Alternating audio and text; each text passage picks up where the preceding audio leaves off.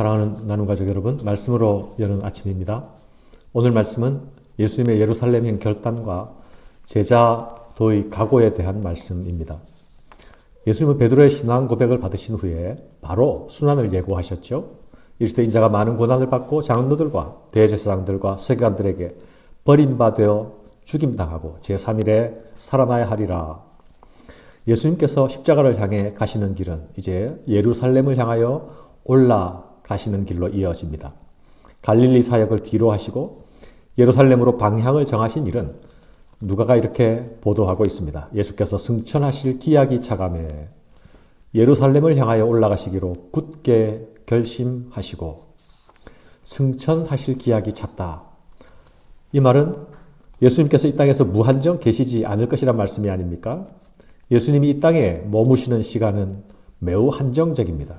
예수님은 하나님 아버지께서 자신에게 부여하신 사명을 이루시고 나면 승천하실 것입니다.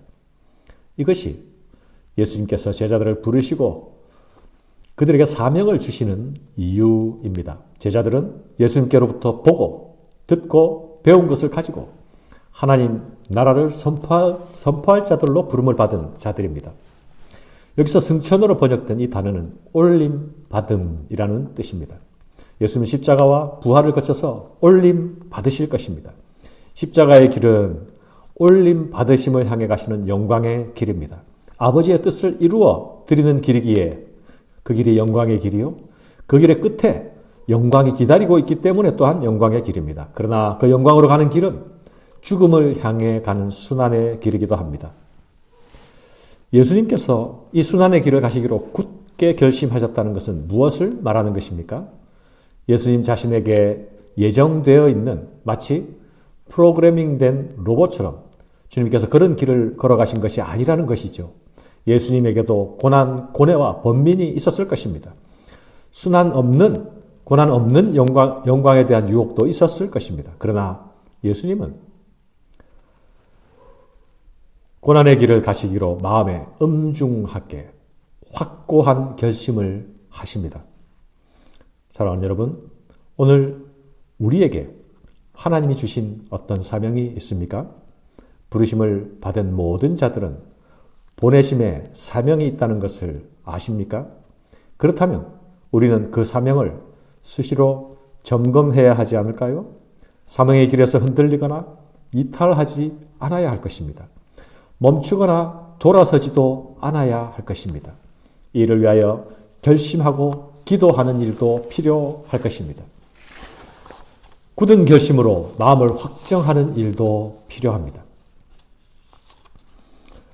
예수님은 예루살렘으로 이동하시기 전에 먼저 제자들을 준비 목적으로 앞서 보내십니다. 그러나 사마리아인들은 예수님의 일행들의 목적지가 예루살렘인 것을 알고 제자들을 배척합니다. 이에 화가 난 야고보와 요한은 하늘로부터 불을 내려서 배척하는 사마리아 사람들을 심판하시기 원하는지 예수님께 묻습니다. 제자 야고보와 요한이 이를 보고 이르되 주여 우리가 불을 명하여 하늘로부터 내려 저들을 멸하라 하기를 원하시나이까? 예수께서 돌아보시고 꾸짖으시고 함께 다른 마을로 가시니라. 사랑하는 여러분, 예수님이 사마리아를 통과하시기를 원하신 이유가 무엇일까요? 사마리아는 유대인들에게 엄청난 적대감을 가지고 있지 않습니까? 그러나 그 적대적인 땅, 그 소외된 땅도 하나님 나라의 복음이 선포되어야 할 땅입니다. 예수님의 구원 사역에는 어떤 경계도 없습니다. 민족과 나라의 적대적 편견을 넘어서 구원의 복음은 전파되어야 합니다. 예수님은 유대의 경계를 넘어 이방 땅에서도 복음을 전하셨지요. 그러나 사마리아 사람들은 자신들의 진정한 필요를 알지 못하고 예수님의 방문을 배척하고 냉대합니다. 야고보 요한은 예수님이 엘리야처럼 불을 내려서 그들을 심판하기를 원했습니다. 그러나 예수님의 구원 사역은 불의 심판을 쏟아붓는 사역이 아니라 냉대와 배척을 일삼는 원수까지도 구원하시는 사역입니다. 복음 전도자를 이해하지 못해서 적대하는 자들에게 똑같이 적대적으로 대하지 말아야 합니다. 내 자존심이 상하고 내 공동체의 위상이 추락하는 느낌을 받을지라도 그들과 동일한 방식으로 대응하거나 공격해서는 안 됩니다. 야고보와 요한은 우레의 아들이라 불리지 않았습니까? 불같은 성격을 가진 형제들입니다.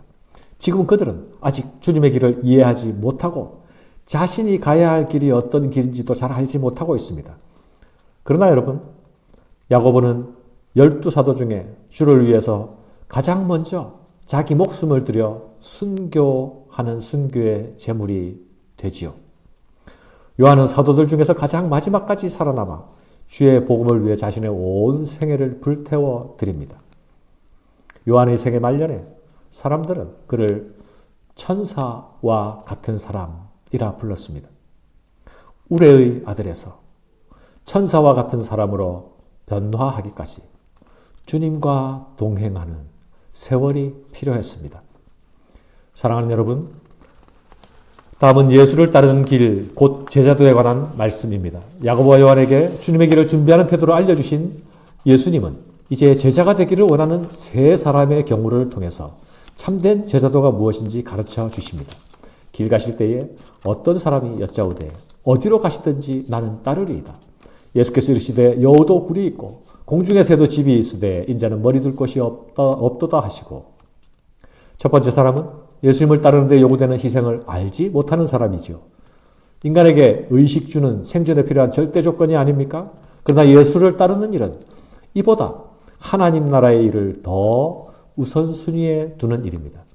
예수님은 아버지의 뜻을 이루는 일에 이 땅에 머리 둘 곳도 없이 지내셨습니다. 또 다른 사람에게 나를 따르라 하시니 그가 이르되 나로 먼저 가서 내 아버지를 장사하게 허락하옵소서.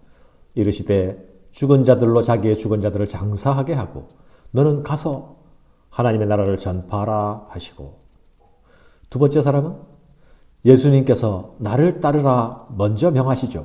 그러나 이 사람은 아버지의 장례를 치를 수 있도록 허락을 요청합니다.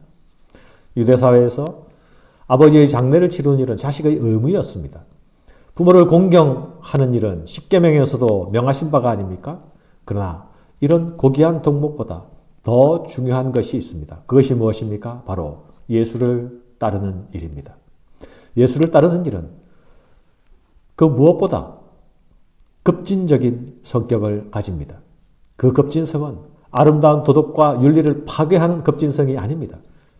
그것은 우리가 가진 어떤 윤리적, 도덕적 덕목보다 예수를 따르는 일이 더 우선적인 것이라는 말씀입니다. 최고의 우선순위여야 한다는 말씀입니다.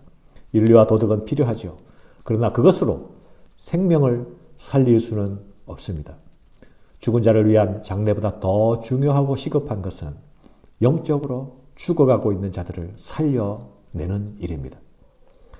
또 다른 사람이 이르되 주여 내가 주를 따르겠나이다마는 나로 먼저 내 가족을 작별하게 허락하소서. 세 번째 사람은 주님을 따르기 전에 가족과의 작별하는 일을 허락받기 원합니다. 그러나 주님의 대답은 어떻습니까?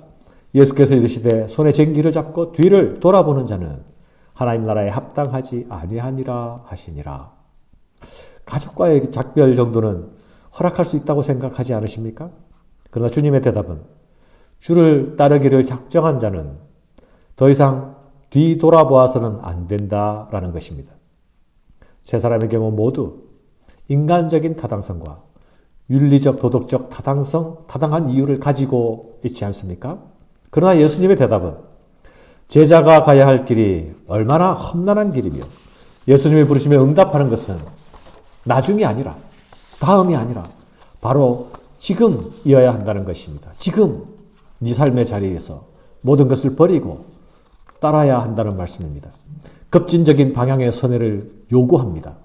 그것이 최고의 우선순위가 되어야 한다고 말씀합니다.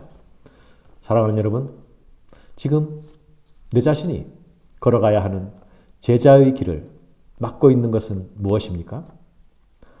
우리가 가는 길은, 우리가 가야 할 길은 지불할 대가와 희생을 각오하고 출발하는 길이라는 것을 다시 기억하십시다. 제자가 아니면서 성도일 수 있을까요? 제자가 아니어도 그리스도인일 수 있습니까? 주님의 말씀을 생각하며 진지한 질문으로 시작하는 하루가 되시기를 축원합니다. 감사합니다.